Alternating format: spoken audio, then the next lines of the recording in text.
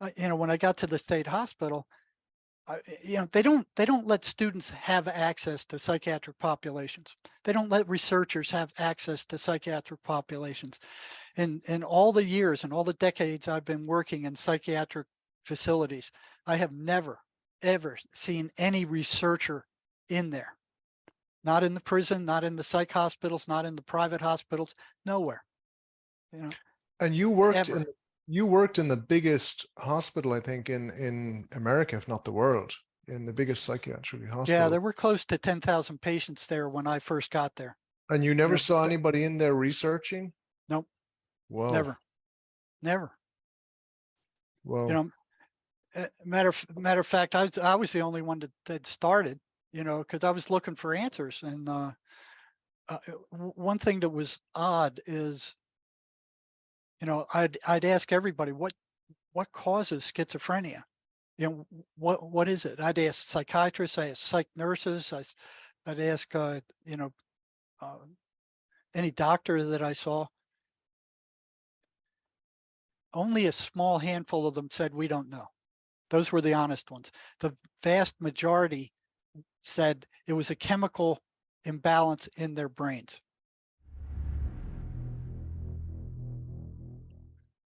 Well, hello everybody, and I'm here today with a great guy called Jerry Marzinsky, BA, and he's got a master's in education.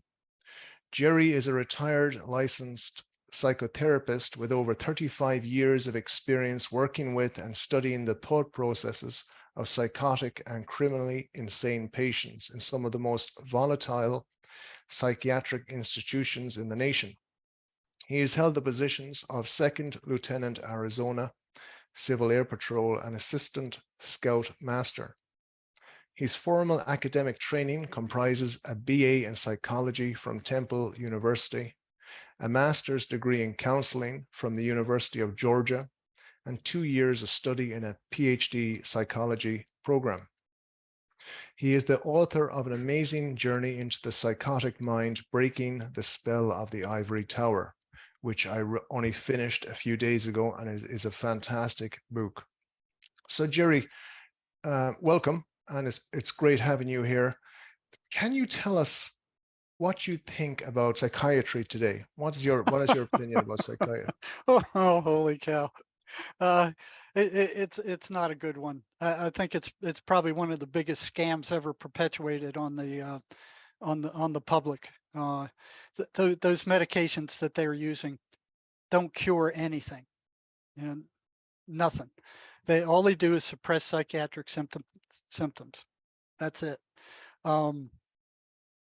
They, this started long ago when the Rothschilds and those big multimillionaires back in, I think it was around the 1930s, where they came up with the Flexner report, where they paid off Congress to make it a law that any medical institution, university, that didn't teach pharmacological material, like medicine based around pills,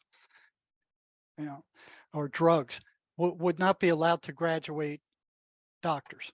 So they took over the whole medical establishment from that point on. Now, psychiatry was struggling with neurology, back at the turn of the century, and was losing ground badly.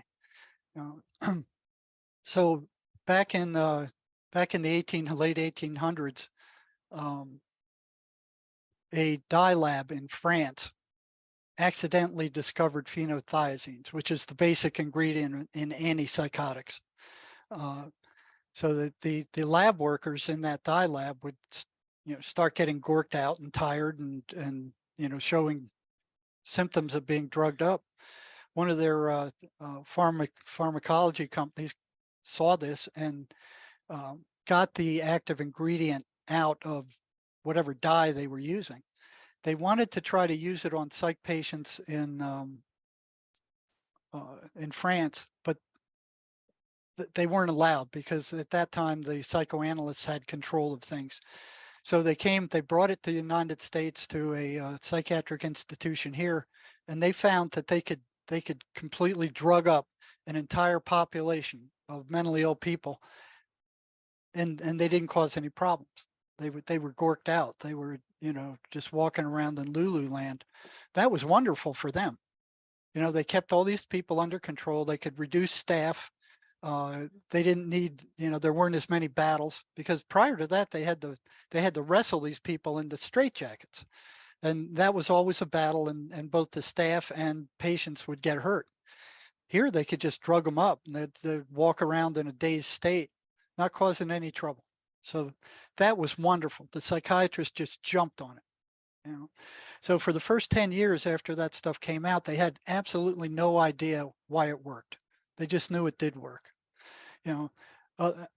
Another psychiatrist there was one psychiatrist. That's when these prefrontal lobotomies came up too, back in, I think it was the early 1930s. They would stick an ice pick through the person's eye up and then scramble their prefrontal cortex, just tear it to pieces.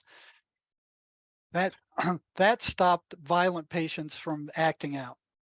So, and it turned them into zombies. I mean, I met one when I was working at the state hospital, and I remember after talking to him, I was thinking, this guy just isn't quite human, and I knew what they had done to him, but the way he came across was very different from a normal person. There was one guy in a lobotomy mobile. I think it was back in the 30s. He was driving all over the United States and doing these lobotomies. So, here's psychiatry doing all this crazy stuff, to start with, trying to figure out how to treat these schizophrenia. They tried ice baths, they tried hanging these people from ropes until they were exhausted. Then they started feeding them the medics to make them sick and throw up. And when you throw up, when you get sick, you don't feel like causing trouble. So, they started with the medics to make them sick. Then they started with insulin shocks. And then they started with electroshocks. When they found that a monkey that was electroshocked in a lab that was thrown feces would calm down for a while. So, they were doing all these horrendous things. And then they moved to shock treatments, where they put electrodes on the patient's brain and just zap them with, a massive electric current. And I watched one of those once at the state hospital when I was working there back in the late 70s, early 80s. I still remember it. They brought in this frail old lady. I mean, two nurses, this frail old lady. I mean, she'd done this before. I could see they'd done it before. And they strapped her down, with these 4-point straps. I mean, they had straps all over her body, so she couldn't move. And here's a psychiatrist giving us a bunch of, I was working there at the time, but there was a bunch of psychiatric students there who were watching this also. So me and a friend of mine jumped, we jumped in and we were watching. And I asked him, I said, why all the straps? Why are you strapping her down so tight? He said, well, if we didn't do that, the shock would cause her to react so violently she would break her bones. So I'm like, whoa, a therapy that breaks bones. So then next thing he did was got a big horse needle. I mean, the thing was big. The barrel was about that big and it was about that long. It was filled with this white milky fluid. And so he put that in there, and I asked him, well, what is that? He said, it's a muscle relaxer. And I said, well, what's that for? He said, to relax them so they won't struggle so hard against the straps, because if we didn't give them that, they would break bones trying. And I'm like, well, this is getting more and more bizarre, And so here he is lecturing, and then he showed these electrodes. They were about this big square metal plates attached to these wires. Here's this box with these dials on it. And he put gel on the inside of the electrodes. And I said, well, what's that for? He said, well, if we didn't put that on there, it would burn their skin when we give them the shock. So I'm thinking, they're using so much voltage that it's going to burn the person's skin. You know, so they strap those things on there, and they, the guy, he stuck the muscle relaxant in her arm, and he didn't just squeeze it in. He pulled the plunger back and forth, mixed it with blood, and then he slowly injected it. So I'm sitting there watching that, going, oh, and then he finally gets all set up, everything's ready, and he tells everybody, stand away from the gurney, because he's going to give this person the shock. And we all got away. He pushed the button, and that poor lady, she just convulsed. It looked like something in Frankenstein's lab. I mean, she was just jerking and thrashing all over the place, and those straps looked like they were barely holding her down. And this just went on for like an eternity, it seemed like. And then finally he turned the freaking thing off. And I was kind of in shock. And then he starts lecturing all these students. He was like this immense ego. I mean, he was enjoying all the attention he was getting from all these students. And I'm looking at this poor old lady, and she's turning cyanotic. She's turning dark blue. And I'm like, hey, doctor, look at your patient. I mean, she's dying. And he goes, oh, almost like an afterthought. And he grabs these paddles that you give shocks with on the heart. And he put that on her. He gave her another shock, and she jumped. And then her colors started coming back. And it was like, I got a pretty strong stomach. But after that, I was just stunned. I was just absolutely stunned. And I almost fainted. After we're walking out, I had to latch onto a column to keep from collapsing. And I knew that they used these shock treatments. They were given 3,000 of them a year at the state hospital where I was working. 3,000. And I knew that most of the time they were used for punishment for patients who were acting out. And they weren't recommended by the doctor, who seldom spent a lot of time with these patients. They were recommended to be given by the doctor by attendants on the psych ward. So if these attendants were having a hard time with a particular patient, they would say, hey, we need, we think Joey needs another shock treatment. He'd interview the guy, and then he'd be scheduled for one of those shock treatments. A neurologist saw that there was brain damage even after a single shock like that. Now, what I did see is it drove away schizophrenic symptoms for a day or two, maybe a few days. It helped with depression for a short period of time, but all that stuff eventually came back. So it wasn't doing any long-term good, and it was used a lot for punishment. They use it today with lesser voltages, and it does seem they still use it today. Still in use today, but not with the same amount of voltage. So it's still there.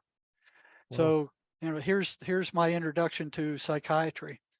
The next thing I saw was, when I got to the state hospital, they don't let students have access to psychiatric populations. They don't let researchers have access to psychiatric populations.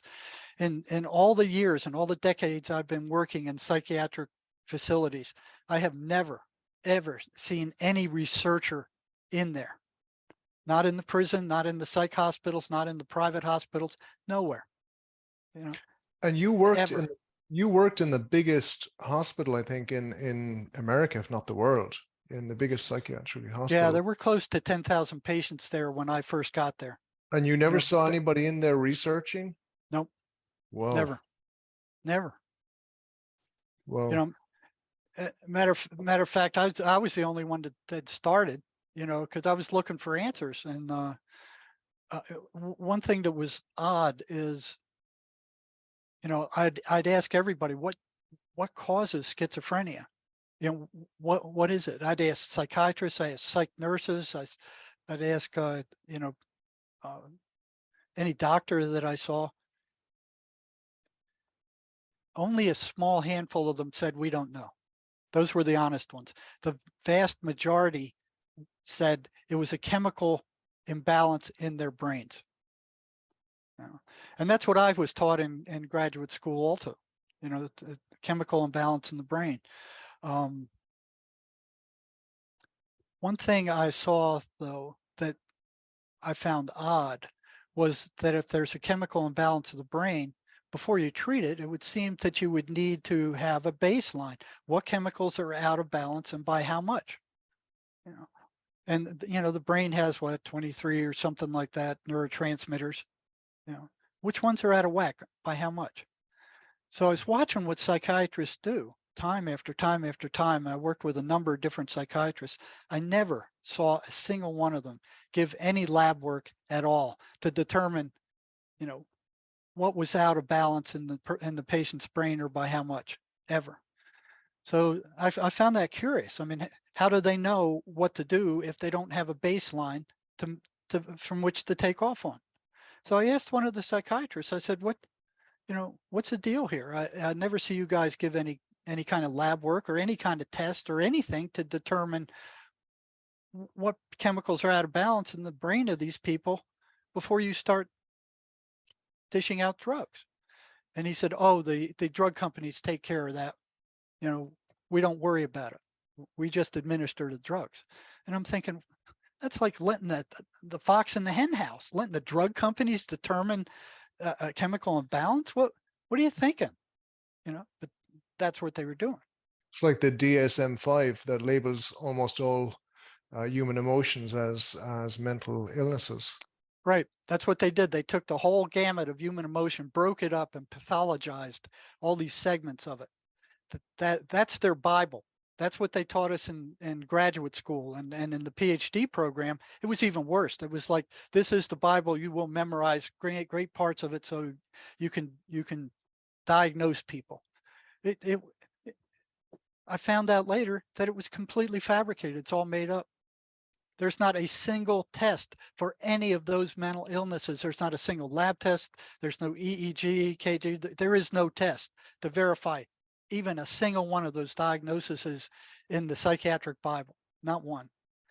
They were all made up by psychiatry. Now, the psychiatrist who made that up, they get together once every few years. I found out that 2/3 of them were under the influence of big pharma. You know, so they and I heard one psychiatrist describe it as like a tobacco auction, where one of the psychiatrists will come in and go, "Hey, I think I got a new psychiatric illness here. It's these are the symptoms and blah blah blah," and he presents what he thinks it is, and they all vote on it. So they vote these mental illnesses into that Bible, and they vote them out. So at a point, they had mental retardation was considered a mental illness. There was a bunch of flack about it. They took it out. Now they just put in, I think, transsexual dysphoria disorder. So they're just adding these things, and then the drug companies come along behind there, and they come up with some kind of drug that they say treats it. So it's just a big freaking scam. So these people, they have these codes there too. The codes are specifically for billing, to bill the insurance company. So they have this fancy looking diagnosis. They have all these descriptions of it. They have this psychiatric code for it, and they use it for billing. So that the whole system is one big freaking scam. It's people, especially I watch this especially with schizophrenics and bipolars. They go off their meds because the side effects are horrendous. They're awful. They're just terrible. So they only can deal with them for a certain amount of time. Then they go off and they get psychotic. They go back into the hospital. They're hospitalized until their insurance runs out. Their insurance runs out. They release them. They fill them full of drugs again and say, take your drugs. And release them either to the family or the mental health center or wherever they go. And that goes on again, and then they stop taking their drugs again. It's a big merry-go-round that just goes round and round and round and round. Nothing is being cured. Nothing is being solved. None of these drugs are doing anything except gorking these guys out. They're basically tranquilizers that just turn these people into semi-zombies. Can you talk about some of the assaults upon psychiatrists that some of these patients do? For example, even outside or assaults upon people when they're on these drugs. Well, when they're on the drugs, usually they're sedated. Now, what I saw when I first got to the psychiatric hospital, I mean, there was no cell phones back then. There was no internet back then, back in the 70s. So the hospital cafeteria, which was a big cafeteria. I mean, we had thousands of staff there. You know, we'd all get together because at Milledgeville, where Central State was, in the middle of nowhere. You know, there wasn't even a McDonald's in the town at the time. You know? So we all ate at the food factory, and we ate this basically the same food they fed to the patients. It was probably upgraded a little bit, so the staff didn't complain a lot about it. It was very inexpensive and very convenient. So that's where the staff would meet, and that was like the grapevine. You know, anything that happened in the hospital, it would be echoed in there. And I remember hearing, you know, from all these different units, these people who worked at the different psychiatric units. You know, there were over 200 buildings at that place. It was the size of a small city. And we'd all meet there for lunch, and people would say what was happening in their unit. And there was just this noticeable uh, level of assault on psychiatrists. And that didn't make any sense to me, because when I watched what the psychiatrists were doing in the units where I was working, they would spend 15, 20 minutes with a patient, maybe once every 2 weeks or once a month, and that was it. And I'm thinking, like, what are they doing to piss these patients off in 15 or 20 minutes, where they're being assaulted at this horrendous rate? They were being assaulted more than regular doctors, than psych nurses, than psychologists or counselors or anybody else. You know, it was, they were hitting the psychiatrists. And I'm like, what is going on with this? And I didn't know for years. It took me 7 years to get an answer to that one. But it turned out that these symptoms, that these awful symptoms that these drugs were causing, you know, dry mouth, memory impairment, you know, being turned into a zombie, akinesia, nervous tics. I mean, all these horrible, I mean, there's like a page full of horrible side effects that these drugs produce. Well, the voices that these patients were hearing, the schizophrenic patients, were telling patients that the psychiatrist is poisoning you. So the assault rate on psychiatrists was equal to that of attendant staff who were with these patients 24 hours a day. So, you know, those drugs are toxic. Those antipsychotic drugs are toxic. With long-term use, they do damage to the central nervous system. They found that after they were doing autopsies on psych patients who'd been on these drugs for a long time, that their brains had shrunk like walnuts. And they published that, and of course the psychiatric mafia and big pharma went nuts. Oh no, it's not our drugs, it's not our drugs, it's the schizophrenia that's doing this, you know, which they didn't even know what it was. When did they publish that paper about Oh the shrinkage? shoot, I don't know. Oh, okay. You can look it up. Yeah, sure. You know, brain shrinkage in schizophrenics. It was a good while ago. I would say, you know, it wasn't available when I was working at the state hospital. It wasn't there. You said that at the very beginning, you were challenging the physical cause of schizophrenia by asking, like, what are thoughts? That you said that you went into psychiatry because you wanted to know what thoughts were. No, I didn't go into psychiatry. I went into psychology. Psychology, psychology. There's big difference. Excuse me. So can you elaborate on that? On the thoughts? Yeah, why you went in, like, for example, at the beginning of your career, and now you're still challenging the physical causes of schizophrenia, the sickness. Like, how is it developed? Well, you know, I went in, I think, like most people who go into psychology, to try to figure themselves out. Right. Okay. You know, and You know, after 4 years of undergraduate psychology, I got very few answers. You know, there was experimental psychology where you could actually see what was going on. I mean, you could go into one of their labs and actually watch the process go on. You know, but in psychology itself, you had to trust whatever these people were saying. You know, they would not. You couldn't get access to a clinical population. You know, to see if what they were saying was true. There was no way to check it out. So here they are teaching this entire 4-year course with all these psychology books, especially in the clinical areas, where you could not check it out. You had to believe what they were saying. You know, and if it sounded odd, um, tough beans. You had no way to check it out. You could not get into a psych hospital. You could not get into a prison where psychiatric patients were or prisoners were kept. You could not get into a mental health center and talk to patients. You couldn't. You know, so it's like, oh, we are the experts. This is what we say. So, you know, I memorized all their stuff. I jumped through their hoops. And then when I got to Central State, you know, I remember one time reading in an abnormal psychology book where this one clinical psychologist wrote a paper. We were assigned this paper that said if two crazy people had the same delusion and got together, you know, one of them would have to give up that delusion and take on another one. And even as an undergraduate, I'm thinking, what's with that? Why would that have to happen? I mean, they're both, you know, crazy. Why would one have to switch? So, you know, didn't make any sense to me. So I kind of threw it in the back of my head and said, well, maybe one day I'll be able to check this out. And it was probably 4, 5, 6, probably 7 or 8 years later, I was able to check it out. So I was working at the state hospital at that time. I was doing rounds.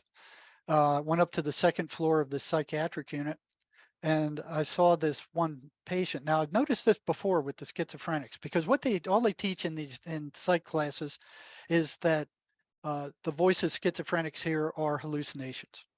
You know, they call them auditory and visual hallucinations.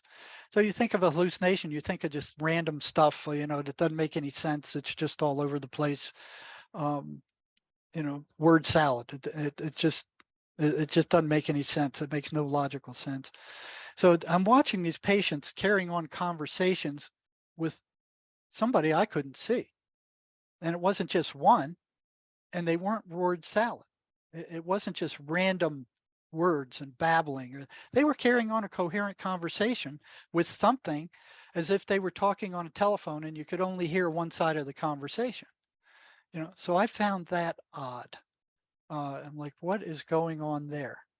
You know, and it wasn't just one, it was a bunch of them. So one day I was making rounds. I took the stairwell up to the second floor of this big psych unit. I was in the day room, and I saw this patient I didn't recognize, you know, walking across the floor, carrying on a conversation with somebody, you know. So I kind of crept up on him to see if I could hear what he was saying. And it was a coherent conversation. He was giving coherent answers. It wasn't word salad. It wasn't just random words. These were complete sentences he was talking to whatever it was with. So I'm like, what? You know, I was expecting garbage. No, it wasn't garbage at all. So, you know, I kind of worked closer to him, and I was trying to listen to what he was saying when he spotted me. And he turns around and you know, I say, well, I'm Jerry. I'm the psych for this unit. I haven't seen you before. I said, are you new to this unit? And he goes, yeah. I said, well, what's your name? And he says, I'm Jesus Christ. And I went, oh. And I thought of that paper, and I said, no, you can't be Jesus Christ because I am. And I was hoping nobody heard me. And I'm standing there like sitting on pins and needles, like, okay, what's he going to do? You know, and he cocks his eyes back and he's thinking, and then he finally makes a decision. He looks me in the eye and he goes, okay, we can both be Jesus Christ. And then he strums away. And I went, what else did they lie to me about? You know, that was enough to set off red lights in my head. So this chemical imbalance thing was the next thing that came up. You know, oh yeah, it's a chemical imbalance, but there is no baseline. We're not taking any labs. We're not doing any kind of measurements to see what is out of balance by how much. I later found out that there is no test for that. They don't exist. They don't exist. They're they just don't exist. They made this up. The So drug today companies, the there drug is companies, they Mhm. made this up back in the 70s with Prozac. So there You know, is no natural explanation for schizophrenia. No, oh, no. there's there's an explanation for it, but it's not a physical thing. Right. Okay. It's not a disease. It's not a physical process. It's a spiritual process. It's So driven by the voices, which what these are people say are hallucinations. what are the voices in your opinion? What are these voices? They are entities. You know, they have varying levels of uh, intelligence. Um, they they are inserted into the patient's mind and all our minds. It's not just the patient's. You know, they come from outside. They're inserted into the patient's thought stream. Okay, and they sound just like the patient's internal dialogue. In most cases, there's no difference between the thousands of thoughts that we have in a day and how they sound as compared to how one of these insertions sound. Okay, and we all have them. You know, you could be walking around outside or something, and all of a sudden you get this thought, hey, knock that guy in the head ahead of you with your fist, or uh, if you're standing on the bridge and something comes into your head, say, hey, why don't you just jump? Or driving your car. Why don't you drive into the oncoming traffic? What would that be like? You know, why don't you punch your wife or something? These thoughts that come in that are different from your intent. All right. So these are energetic entities. There is no space. There is no time. There is no matter where they exist. So they exist in an energy universe, as John Mace would say. They're not physical. You can't see them. You can't measure them. Uh, they're like thoughts. Nobody's ever found a thought in anybody's head. Nobody's ever dissected the brain and found a thought. They're very low frequency entities. They can smell negative emotion like a shark can smell blood. So they're attracted to people that vibrate at a low frequency. Very depressed people, very negative people, very evil people. uh, They're attracted to. And another thing that's very strange is that they can go into your mind and they can pull up every negative thing that you've ever done, and they can throw it into your thought stream and say, hey, what about this? you know just kind of a memory of these bad incidents that you've had time after time after time. And what I found is that what happens is that the patient's energy level, once these things attack, their energy level drops, and it's consistent. Now, the schizophrenics themselves don't notice that unless you point it out. And a lot of them, if you ask them, well, you didn't use that energy, where did it go? And most of them will say, well, I don't know. If you make some of them think about it, they'll go, well, the voices took it, because there's a one-to-one correspondence between the voices attacking and their energy level being drained. I've had some prisoners tell me that they could actually feel their energy being drained while these voices were attacking them. So communicate. Okay. So why are schizophrenics more susceptible to these voices than, let's say, you or me or an ordinary person? Even though we hear the same voices to a certain extent, or to a lesser extent, excuse me. Much lesser extent. So what makes the schizophrenic more susceptible than an Well, ordinary? that's fairly simple. It's intense physical, psychological, sexual abuse, you know, or any other kind of mass trauma. You know, and meth, and to a different extent, cocaine. What do you call it? The stuff they snort. Crack. Cocaine opens up the spiritual energy field like nothing I've ever seen. I remember when prisoners who had been using meth started appearing in the prison. And they were psychotic as anybody else. They were psychotic as the regular psych patients. And talking to them, it all originated from the time they were using amphetamine. And the way it proceeded was, they'd get high, they'd feel great like Superman, they'd have tons of energy, they'd be able to travel at 1,000 miles an hour forever until they collapsed. And after a certain period of time, they'd start hearing voices. And they would go, oh, those are just hallucinations, they'll disappear when I come down. And they did for a while. So it might have been weeks or months, where they'd use the amphetamine, and then they'd hear these voices. And then when they came down, the voices would disappear. And then one day they didn't. And they were there permanently, and they would not leave, and they were stuck with them.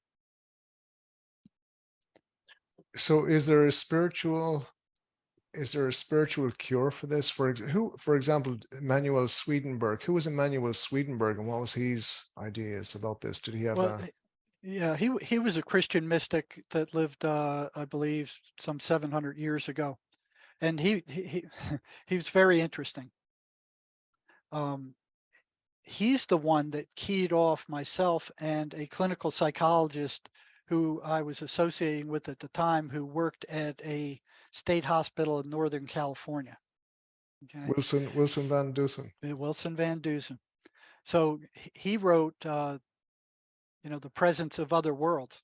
So he was able to, what he noticed was that the voices that schizophrenics heard matched the descriptions that Emanuel Swedenborg gave of. Now Swedenborg was given access to heaven and hell, so he could go into a trance, or he would go into a trance for 3 days at a time, and he would travel through heaven and he would travel through hell, and he would talk to the spirits there. So Van Dusen was reading about his travels and his conversations with spirits in hell.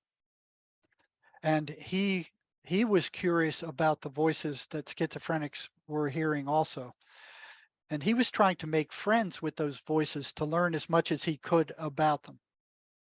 He found that the descriptions that Van Dusen gave of those spirits in hell matched exactly what he was hearing from his schizophrenic patients. Whoa. And he wrote about it. And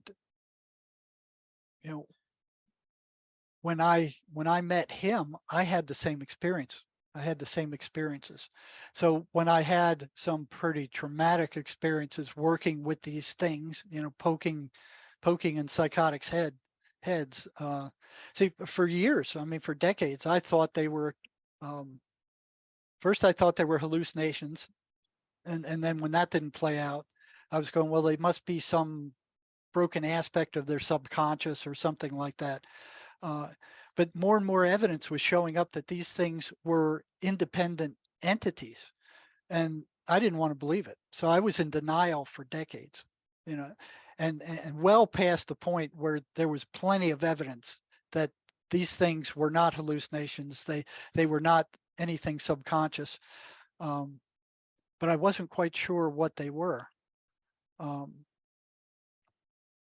I started experimenting, and most of the experimentation I did was in the prison, because when I was working at the state hospital, when I was caught twice by psychiatrists who found out I was asking patients about what their voices were saying to them. Like, what is it? What are they saying? What are they talking about? And nobody else was interested. They all believed they were hallucinations. So if you believe you know the answer to something, you won't be looking for another answer. Now, that's what was taught in the medical schools. That's what was taught in the universities. That's what everybody was brainwashed to believing, that the voices were hallucinations, but when I saw these people talking in coherent sentences, that didn't match hallucinations. It's like these are these were full sentences. They were coherent sentences. They had meaning. They were directed toward somebody that I couldn't see or something I couldn't see. It didn't seem to match the description of a hallucination. Right. So I started studying these voices, and I found that they started to run patterns. The more I looked at them, the more patterns they ran. And one of the first patterns I understood was that they were totally negative. They were abusive. They were destructive. They were insulting. They were derogatory. It was never anything good. Okay, so as I was finding this stuff, like I said, I got pulled up in front of 2 different psychiatrists and told the voices are hallucinations. You know, by asking questions of the patients about what they are, you're just reinforcing those hallucinations and you're making the patients worse. And I was ordered to stop. So I had to be very careful from then on. I had to be under the radar. I couldn't talk to anybody about what I was doing. But I did the patients I trusted, the patients who had it somewhat together that were doing good. I would still question them. And one of the first patterns I saw was that these voices were consistently awfully negative. What held them on such a negative path? Why didn't they go random? Why weren't they positive sometimes, neutral sometimes, and negative sometimes? Why weren't they all over the place? What force was holding them onto a totally negative trajectory? I found that very odd. And anybody who works with schizophrenics can see this for themselves. Just start asking them what the voices say. You'll see for yourself, they're totally, absolutely negative. They're derogatory, they're insulting, they're attacking the patient consistently. They're not good things. Okay? The second pattern I found was that they were anti-religious. They didn't want the patient going to church. They didn't want them going to chapel. They didn't want them talking to preachers. And in the psychiatric rehab center where I worked, the preacher every once in a while would do an ice cream social for the patients there. And what I found odd was all the other patients on the ward that I was in charge of would go down to this ice cream social where there's cake and ice cream, except for the schizophrenics. They would stay in their beds and stare at the walls. And I noticed this time after time after time. And one day I walked the ward, and the ice cream social going on downstairs, and here are these guys laying in their beds alone in their unit, staring at the ceiling or the walls. And I asked them, why aren't you down there, with the preacher having cake and ice cream? I mean, that's hard to come by in this place. And they go, we don't want to deal with the preacher. The Bible's a bunch of junk. There is no God. That kind of stuff. They were completely anti-religious, and so were the voices. They didn't want the patients reading the Bible. They didn't want, and I had a number of patients tell me that when they repeated the 23rd Psalm, the voices would react like worms thrown on a hot frying pan. Whoa. I found that odd. The Lord's Prayer, they did the same thing.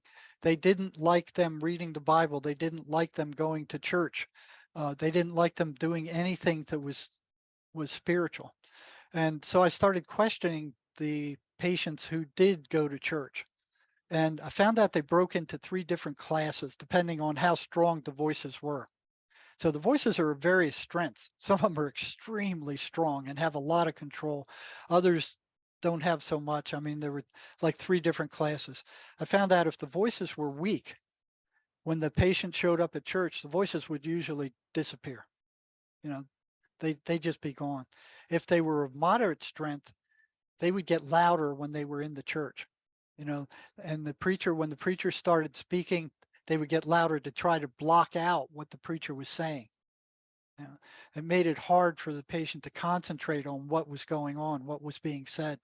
If they were very strong, they would actually get the person to stand up and actually bolt out of the church. They would just virtually run out of the church or walk very quickly. Just get up and get out. Uh, I found that odd. You know. Hmm. Is there any difference between, as you said, most of the time the voices are negative, but is there a difference between like spirits? I know in your book you have a chapter titled Bad Spirits and Good Spirits. So how do you categorize that in terms of voices? I think you wrote the higher order of spirits commonly communicates through feelings and intuition, Right. whereas they don't use words, whereas the negative spirits use words or something Yeah. like that. Yeah. The negative spirits, and these voices are spirits. You know, they're negative energetic entities. Now the positive spirits, I found that they won't speak most of the time unless the person is in a extremely traumatic situation or they're on the verge of death. So the last 10 years of my career, I spent working psych crisis in large hospital ERs, you know, throughout Tucson. And I found that the angelic spirits or the positive spirits would speak to um, these people when they were on the verge of suicide, um, or they would actually stop the suicide. You know, one that kind of sticks out in my mind was a lady who, she was extremely depressed. Her husband had left her. She didn't have any money. She was about to be evicted from her apartment. Um, she didn't have a job. She had a teenage kid. Everything was going wrong in her life, and she just went, okay, I'm done. I'm done. I've had it. I can't deal with this anymore. So she decided to um, kill herself. She didn't want to do it in her apartment where her son was. So she drove out to a railroad track in a small town uh, near here and waited for the train to come. So I guess she had the schedule, and she was waiting outside of those gates that come down to block the road from the train. She was on the phone with her um, daughter, I believe it was, in California, telling her goodbye. And when the train came, so she was had a bunch of alcohol. She took some pills. She was pretty well gorked out. When the train got close, she drove her car past that barrier into the middle of the train trap and stopped. And the train slammed into her. It picked up her car and threw it into the next track. Another train came by and hit it again. So here she's hit by two trains. It threw her car some like 50 yards off the road. Come on. And here she is sitting in her car, a crumpled mass of metal, like a crushed Coke can. She couldn't get out of it. Um, and they had to cut her out. When the rescuers got there, they had to cut her out. So she was probably there for some hours. And here she was sitting in front of me in the ER, and I'm doing a psych eval on her to see if she's safe to leave. And all she has is a black eye. And I'm like, what? You just got hit by two trains and all you got is a black eye? I'm like, unbelievable. I'm like, does not compute, just does not compute. So I asked her, I said, what were you thinking when you came to after those trains hit you? She said, I was furious. She said, I was absolutely furious. I did not want to be here. I wanted to be dead. I did not want to come back. I wanted nothing to do with this place. And I said, well, what happened then? She said, well, after a while, she said, I felt this deep sense of peace. You know, um, it just flowed through her. And, it wasn't in words, but it was like in feelings, like everything is going to be fine. And she had this deep knowing that everything was going to be fine. They cut her out, and here she is sitting in front of me. And after talking to her, I didn't think she was suicidal any longer. But I didn't think psychiatry would go for that, because we did the evaluations. Psychiatry would approve the release. So I submitted my report to the psychiatrist, and he let her out, which surprised me. you know. There was another guy, I remember he had a 357 Magnum with all the cylinders loaded. He put it to his head, it went click. Put it, shot, pointed it at the floor, went bang. Put it to his head again, it went click. Put it at the floor again, it went bang. And he goes, okay, I got it. And he stopped.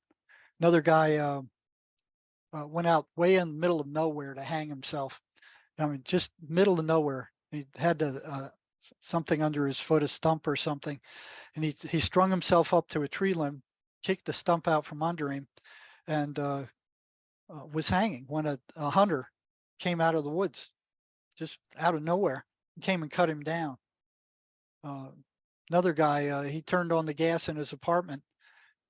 He passed out, and his sister, who only visited him like once a year, showed up and got him out of there. More than a coincidence. Yeah, more than a coincidence. I mean, time after time after time. And another guy who, decided to kill himself. He had a pistol. The voices told him, well, get in your car and just drive till you run out of gas, and then go out in the desert and shoot yourself wherever you run out of gas. So he did that. He ran out of gas. He took his pistol, went out to the desert, sat down on a rock, and he was getting ready to shoot himself when he said this strange bird appeared. He said he'd never seen a bird like that in his life, and it started screaming at him, just absolutely screaming at him. So he took the gun and he took a shot at it. And I asked him, did you hit it? And he goes, no. And he said, but the blast of the pistol woke me up.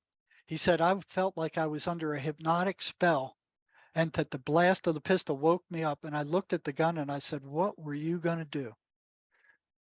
Now that was very interesting, because a lot of these psychotics that I spoke to in the prison who were acting on what the voices said were also under a similar trance by the voices and carried out these horrendous crimes. So these people that you see who are psychotic, and go in front of the judge and said, I didn't do this. I don't remember it. I don't remember anything about it.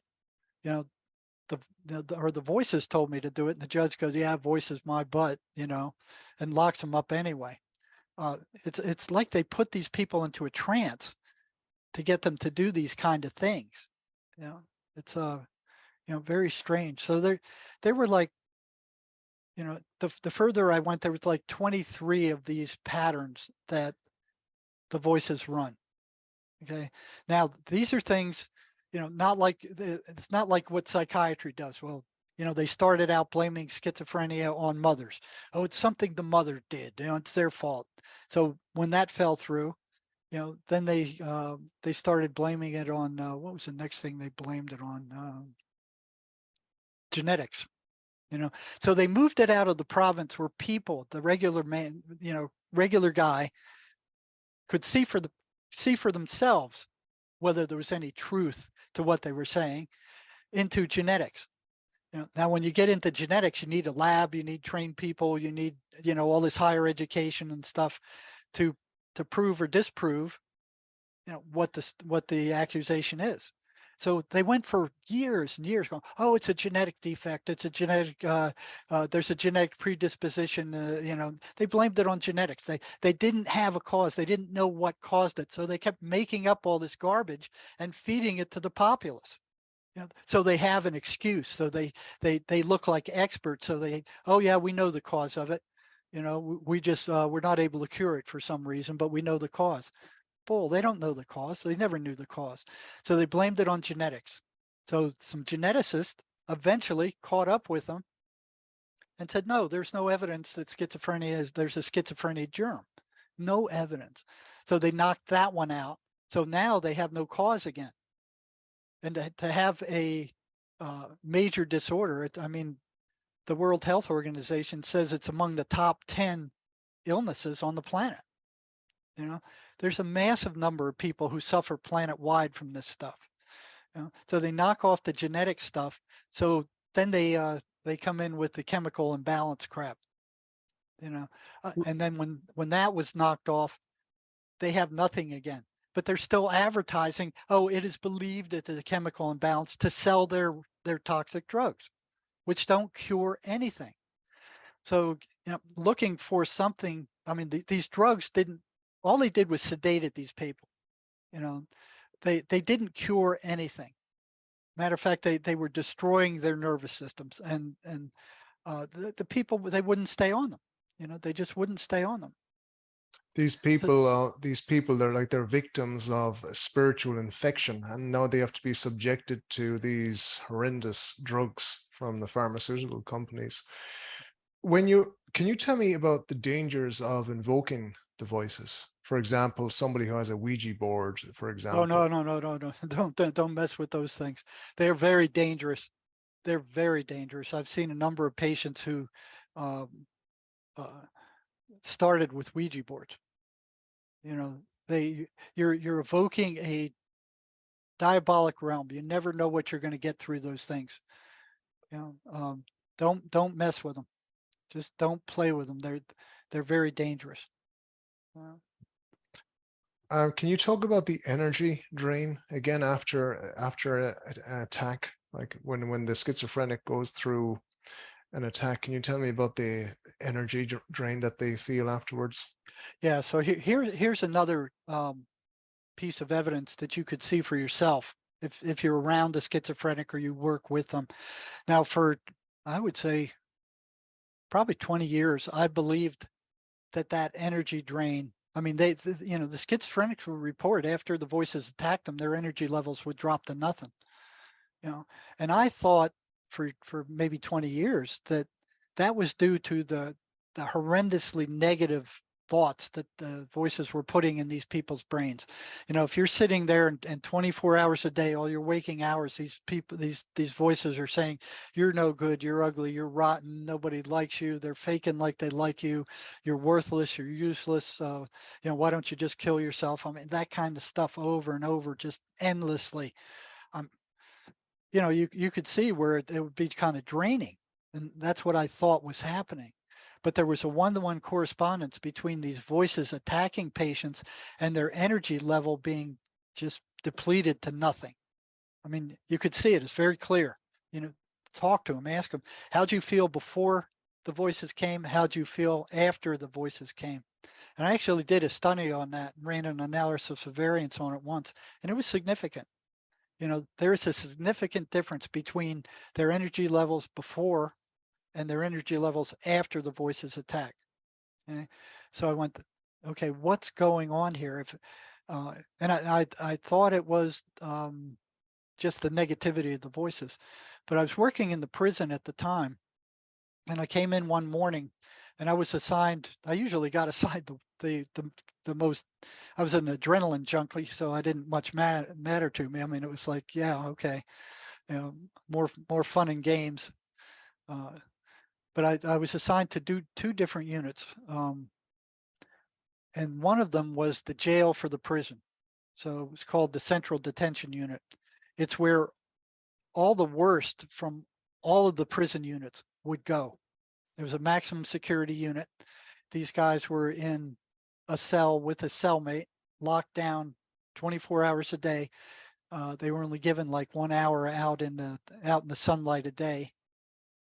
And I walk into my office, and here's a inmate letter from a prisoner who was in that central detention unit saying, my cellmate is crazy. He's walking around talking to something. He's out of it. And I woke up and a couple of times, and he's standing over me at 3 a.m, just staring at me in the dark. He said, I can't deal with this any longer. You have to do something about this guy. I'm losing my mind. Now, right on the tail of that comes a note from the captain of that unit saying, hey, we need you to come over and look at this psychotic guy. All right. So I said, okay, I come up, take both of those things. I walk over there. And I looked up the information on the guy who wasn't psychotic in that cell. Right? And they were small cells. So, I mean, maybe 10 by 10 for 2 people in a sink, bunk beds, very small, very claustrophobic cells. And that guy was in there for protective custody, the guy who was sane. What he'd done is he snitched off one of the drug gangs, the Aryan Brotherhood, who was a fairly violent gang in the prison. And he told the staff about a drug deal. They caught the drugs, they confiscated the drugs, and they broke up the gang and sent them all over the state. So they were furious. The ones who were still there were furious. They wanted this guy dead. They'd already stabbed him twice. So they put this guy into the CDU for protective custody. So that's why he was there. I looked up the other guy, and he was psychotic as a bed bug. And apparently he wasn't on any meds at the time. So I went there, and they had a interview room up near the control tower of the cell block. And I called out the one guy who wasn't psychotic, hoping to get some extra information about his cellmate. And I watched as he came out of the cell, and he had plenty of energy. He walks up the stairs. He wasn't using the handrails. He kind of quickly walked over to the interview room, sat down. His thought was, and his speech was normal. There was normal rhythm to it. He was anxious, but he was coherent. He was he had a normal amount of energy. So finished up with him and got listing of the bizarre behaviors of his cellmate, sent him back and brought up the second guy, the guy who was psychotic. And he was floridly psychotic. He was really out of it. I watched him. He struggled to get up the steps. He was using the handrails. He shuffled along the cell block walk, came down, sat into the office, and kind of slumped down into the chair. And I started, asking him, what's going on? And he said he was hearing strong voices. He couldn't control them. They were 24 hours a day. He couldn't sleep. They were driving him crazy. He wasn't on any medications. And he was, just being crazy in the cell. He didn't have any energy. I asked him about it. He said he felt completely drained. So after I was finished with those two guys, I went, it's not it's not the negativity. It's not what I thought it was. This was a perfect experimental situation. I mean, these two guys were in the same cell with the same guards, being fed the same food. Everything was the same. Everything was equalized. So you couldn't blame that loss of energy on anything else. They were being fed the same. They ate the same. They drank the same. Everything was equaled out. And after that interview, I went, okay, it's not the negativity of the voices that are causing this. So then I started asking other schizophrenic inmates that I was working with, what happens? What's your energy level before the voices attack? What is it after they attack? And I got a consistent loss of energy after the voices would attack these people. So I'm like, there's something odd here. They're not using it. And a lot of times they would report that they were just laying in their bed, tossing and turning all night. They weren't using a great amount of physical energy. They were just rolling around in their bed. And here they were reporting that they were as drained as if they were working out in the hot sun all day, digging ditches with a pickaxe, which didn't make any sense to me. So I started asking them, well, you didn't use that energy, right? No, I didn't use it. So I started suspecting that the voices were somehow taking it. And, at that time, I read a book called The Voice of Knowledge by a South American shaman by the name of Miguel Ruiz. So he was talking about these things, and he actually mentioned that they were energy parasites, that they fed off of human beings. And I went, that's interesting, because that's exactly what it appears I'm seeing. So I brought that book into the prison with me. And I always had a group of maybe 10, 15 schizophrenic inmates that I was working with, who I agreed to work with more intensely if they would tell me in real time what the voices were telling them when we were in session. And I found that fascinating. So there was one who I'd been working with. He was making pretty good progress. The voices were weakened. They were less and less. He was still hearing them. And I brought that book in with that paragraph underlined, and he came into the office. I closed the door. I said, "Hey, Mark, I'm going to read you this paragraph. I'd like you to tell me what you think about it," because I was always asking them questions about the voices. What do they do? How do they behave? How do they sound? What, every question I could think of, I would ask them, and what the voice. And then these patterns started emerging. So I went to read him. Now let me go back before I ever get to that point with the same guy. I started messing with these patterns. There's like 23 of them. So I'm like, what would happen if I started throwing monkey wrenches in these patterns? Then this fella and several others started coming in from this group I was working with, and they would say the voices are starting to really get pissed off with you. They don't like you messing with these things. They don't like what you're doing. And I'm like, well, tough crap, that's their problem. So I didn't pay a lot of attention to that. Then one guy comes in one day, and after I was done working with him, he stops in the doorway, and he turns around and he goes, "You know what you're doing is dangerous, don't you?" And I just looked at him. I like, it hadn't crossed my mind. It's just like, why would he say that? And I just stared at him, like didn't say anything. And he turns around and he walks away. I'm like, that's odd, because I'm thinking they're in their heads. They can't come out. They can't get me. They're stuck with them. So I didn't pay much attention to it. Then the same guy comes back a few weeks later, and he knocks on my door without a pass. So I told them they could do that, if something, there was an emergency, and I would get, they could throw pebbles at my window. I'd get back to him as soon as I could. And he comes in and he says, the voices want to talk to you. And I'm like, what? Because that never happened before. In the like 20 years I've been working with schizophrenics, I've never had spoken directly to the voices. It was always I would say something to the patient would then say, the voices say this. So everything went through the patient. They were like the intermediary. I never talked directly to them. I wasn't even sure that you could.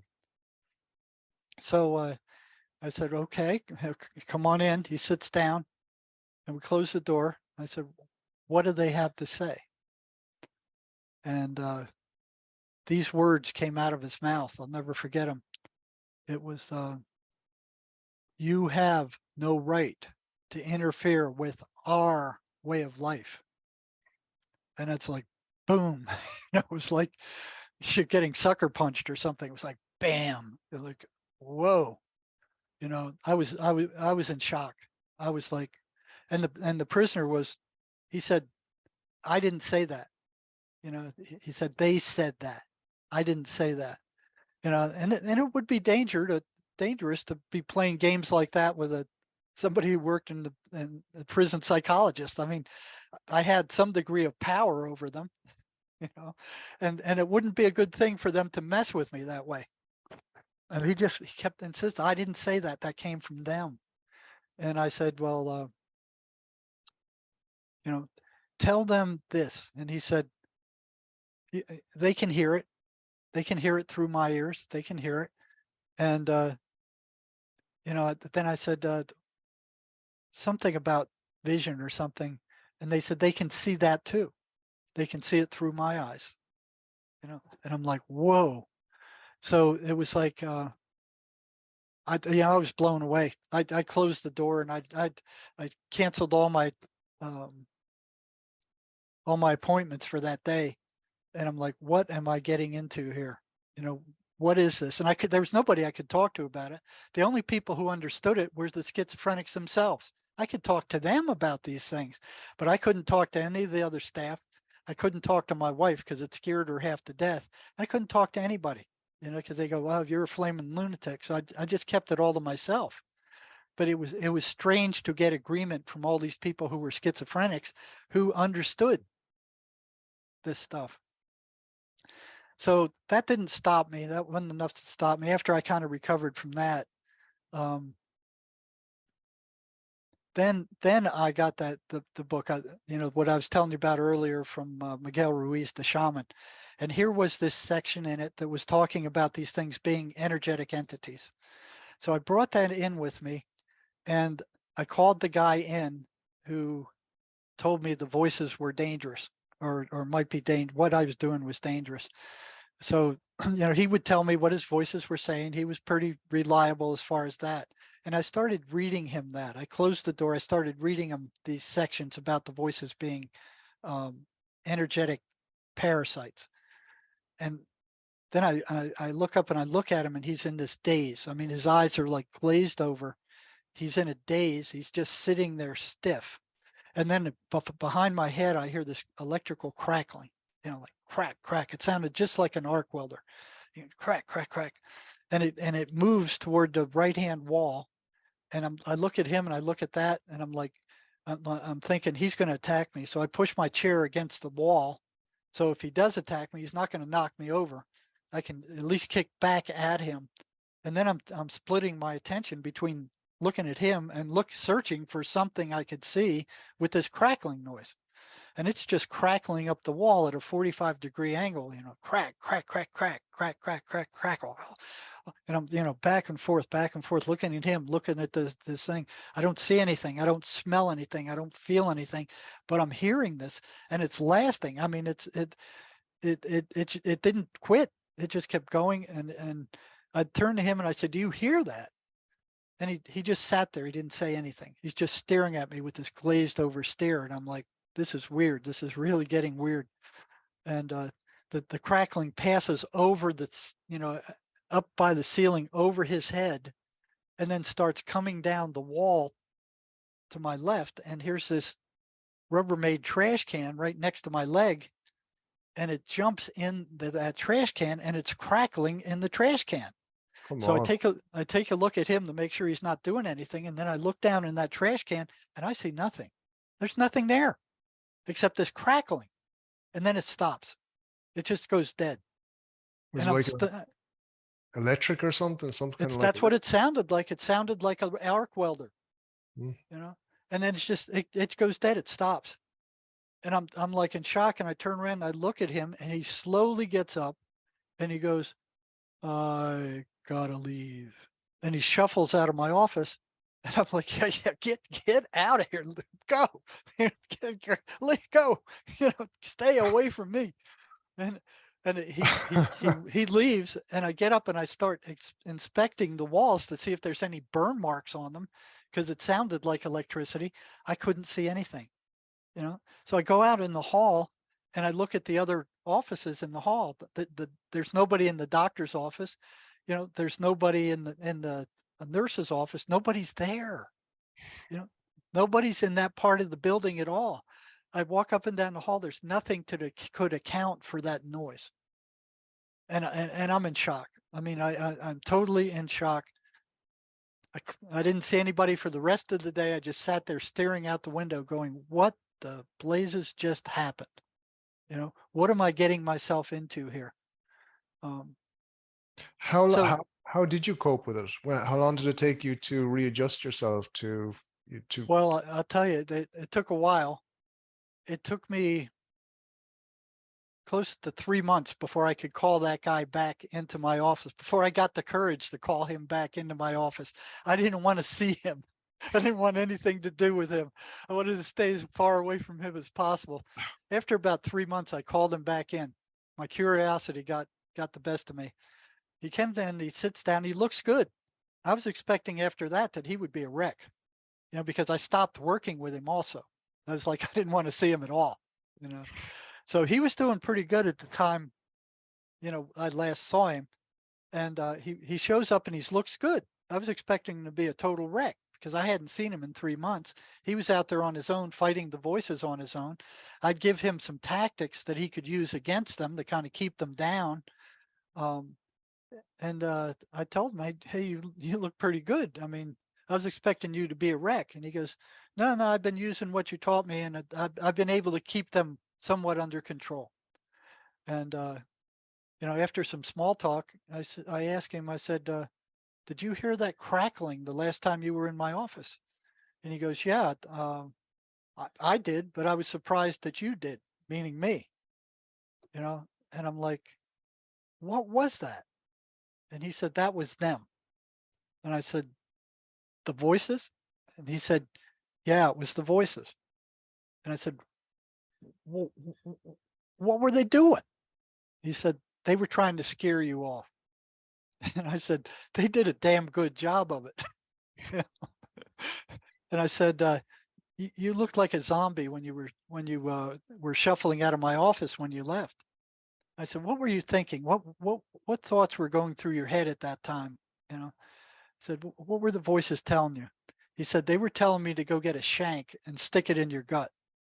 A Wow. shank is like a homemade prison knife, that they sharpen on cement and make it into like a knife. And I was thinking, he wouldn't have done that. I worked with him for 6 months. He was one of my, he was one of my students who was doing the best. He wouldn't have done that. And I just asked him, I said, well, why didn't you do it? And he said, I couldn't find one and nobody would give me one. And I'm like, whoa, whoa. So yeah, Wow. that's what these things are. Jerry, what technique did you give him when he went away? You said that he came back and he was looking good and he was doing good. What help did you advise him to? What did you advise him to do? Well, there's a number of things. One thing I found early on. Now, Sherry Sweeney, my co-author in the book, she turned this into a science. So I think it's in the book. Mhm. But we found out that these things consistently lie. They lie about everything. The voices. You can't trust them to tell the truth. You can't trust them to keep any bargain that they make with the patient. They're just outright liars and devious. They'll come through and they'll tell the patient that they are their guardian angels, that they're a protective spirit, that they have certain powers where they know what's going to happen. They can help them with this or that or whatever. Um, so they kind of come through to try to convince the patient that they can be a beneficial, like spirit to help them out. Once they get them to trust them, then they turn on them and they start doing rotten things to them. But once they're accepted, then they're in there.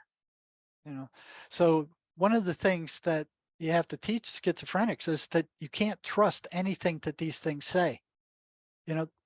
They're consistent liars. And what they do is they can go into the patient's head and they can pull out every rotten thing they've ever done and put that thought in their head, which creates an awful lot of anxiety. So they want to create anxiety. They want to create fear. They want to create every negative emotion they can, because that's what they feed off of. They can't feed off of the higher frequencies, the higher emotions. So they will suck these patients dry. They're kind of like sharks that you put blood in the water. They can smell it from a mile away, and that negative emotional energy attracts them. Yeah. So that they have to understand that these things are not hallucinations, like the psychiatric mafia tells them. That see, if you believe they're hallucinations, then there's nothing you can do about it. You're helpless. It knocks out any other course of action. Oh, hallucination, my brain is broken, I got a chemical imbalance. There's nothing I can do about that except take these toxic drugs, expensive toxic drugs that are dished out by the psychiatric mafia and big pharma. It's like you know, what is it? I forgot the name of it, but where it's a gate over hell. It says, "All who come here give up all hope." Mhm. All who pass Dante's. Dante. Dante's, yeah. All who enter here give up all hope. That's exactly what they're doing. Oh, there is no, it's a chemical imbalance. There's nothing you can do about it except see us, once a month, pay for our $100-some office visit, and then $800-900 a month for these toxic drugs that cure absolutely nothing. They don't stop the voices. They don't cure the voices. All they do is gork them out. They're basically major tranquilizers, and they may weaken the voices, but they don't stop them. And a lot of psychiatrists will tell them this is a life sentence. All you can do is take these drugs. That's bull crap. It's total bull crap. It's a lie. It's a devious lie. In the book, you give a few techniques: stay away from negative people, stay away Yep. from drugs, stay clear, Right. or do at least 1 or 2 good things for yourself each day, listen to good Right. music, pleasant music. Can you tell us some more? Well, the one is the realization that they are not hallucinations. Okay. They have to know that. They have to realize that. Hallucinations are random. These aren't hallucinations. And they already most of them already know that. But here's the psychiatrist, the highly trained doctor telling them that they are, who has never questioned the voices, who has never spoken to them, who has never studied them, who has done no research on them whatsoever, telling these people this bold-faced lie and printing it in all the books, teaching it through all the universities, and brainwashing the whole medical system that these are hallucinations. They have to realize they're not, that these are entities there's you can fight back against them. There are things that you can do to fight back against them. And that has to be understood.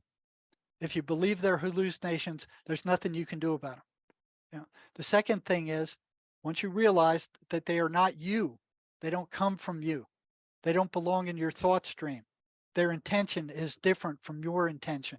They're telling you to do things that you really don't want to do, that you know are not good to do, and yet you do them anyway because these things are so insistent. They are so uh, uh, repugnant, and just keep at it. They just keep hammering and hammering and hammering and hammering until the person gives in and does something that gets them in trouble.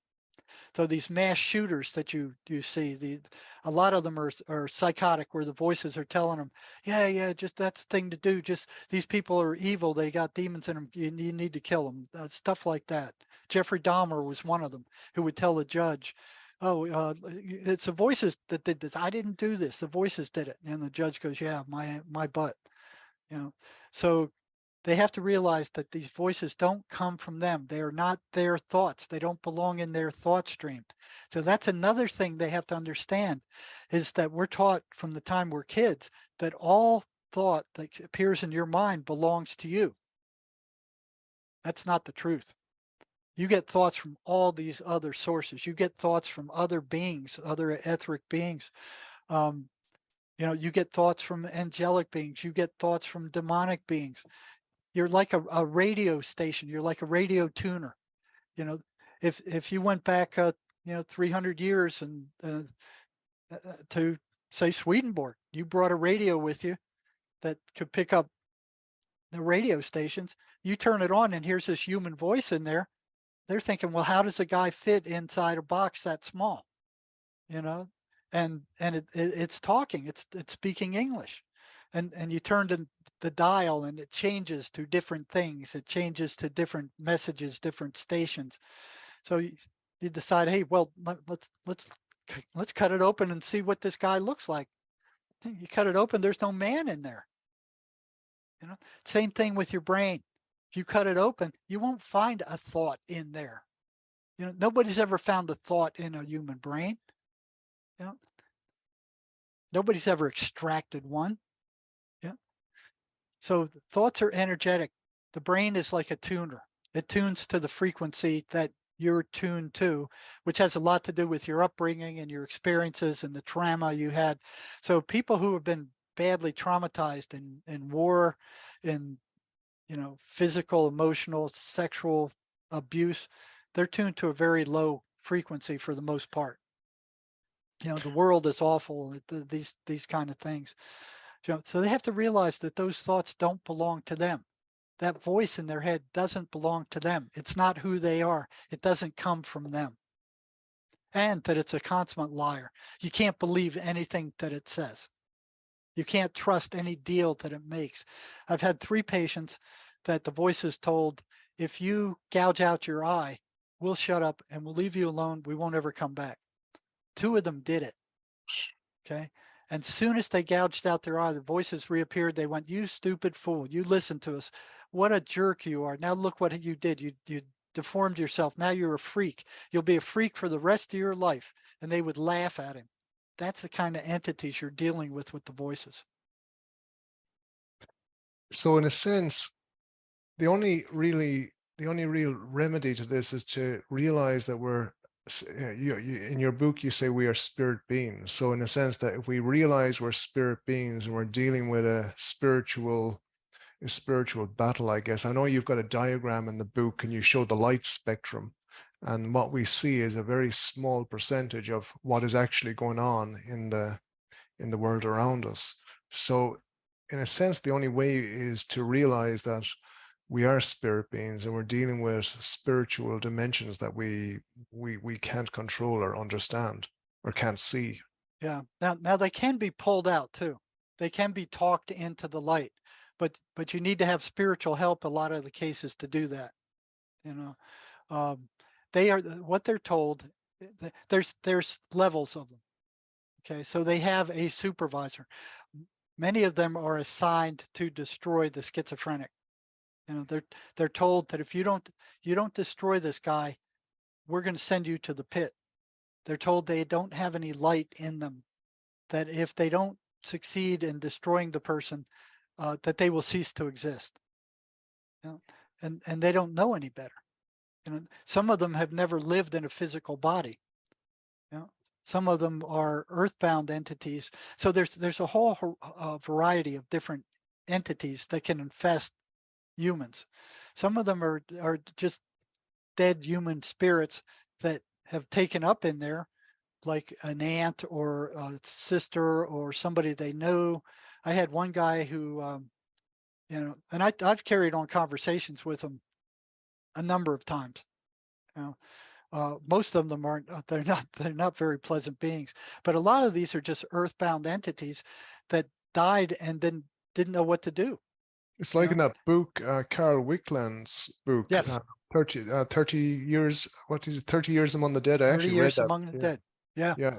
So Mhm. that was interesting because he would administer a static shock, which would drive these entities out. And then his wife, who was a psychic, would pick up and talk them into the light. So I found it very interesting after I read that these shock treatments that psychiatry uses will actually drive away the voices in a lot of cases for a few days before they come back. That was interesting with Wicklands. But yeah, you can talk them into the light. It is possible. You can have Archangel Michael take them and throw them out. They're nasty things to deal with, but the patient needs to know, have some weapons to fight back on his own. If they do not want to get rid of them, there's nothing you can do. There's nothing anybody can do. Mm-hmm. Mm-hmm. Well, it's been a great pleasure speaking with you, Jerry. And do you want to say anything else to anybody who's listening? Do you want to add anything to what we were talking about? Yeah, just realize that what psychiatry is doing is just like a big merry-go-round. They're not curing anything, any mental illness with those drugs. There's there has emerged in the last and I'm using this myself. I've been trained in it. The MACE energetic method. It works with trauma. Can Like you nothing. briefly explain that? explain the system. No, the method. Yeah, but how you could implement that? Well, it has to be implemented by a therapist. But Okay. what the concept is way different from any traditional therapy. It actually takes the spiritual, it takes into account the spiritual being in the person. All right. And it helps, it does wonders with trauma. You know, it'll also remove the stuff that these voices feed off of. But it's a totally different concept than traditional psychotherapy, which I've found just doesn't work, you know, or works very poorly. But it views the mind totally different. And this was invented by John Mace. He's not a psychiatrist or a psychologist. He was a ship captain.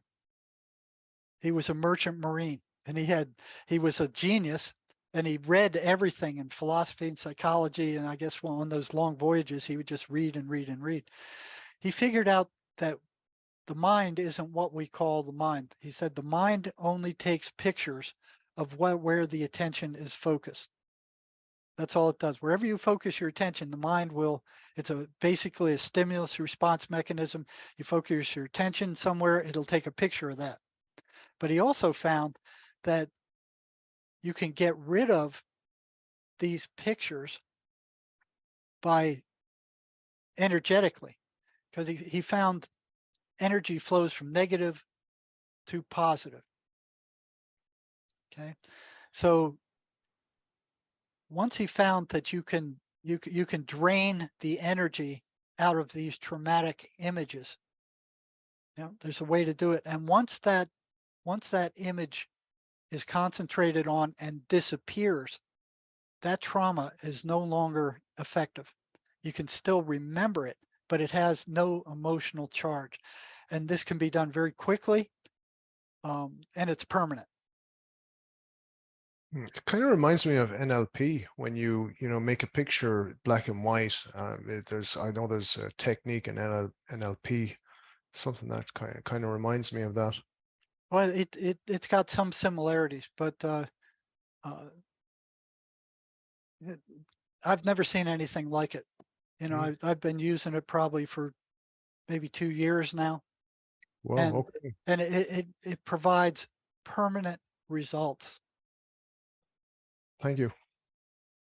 Yeah. I'll be looking that up. Sherry Sweeney also has a paper that's a live program. That's a live program. You can get that on my website, the whole write up to that. So, you know, you can go to my website at jerrymarzinsky.com. You can sign up for some May sessions. You can go to articles and pull up the That's a Lie program. That should be used by every schizophrenic. Everybody hearing voices should be using that program, and we've got it on there completely free of charge. You know, Fantastic. put it to use. And guys, I would recommend An Amazing Journey into the Psychotic Mind, Breaking the Spell of the Ivory Tower. That's the book. I'm going to have it in the description anyways. Jerry, once again, thank you so much. It's been great speaking to you. I really enjoyed the conversation. Thank you so much. You're welcome.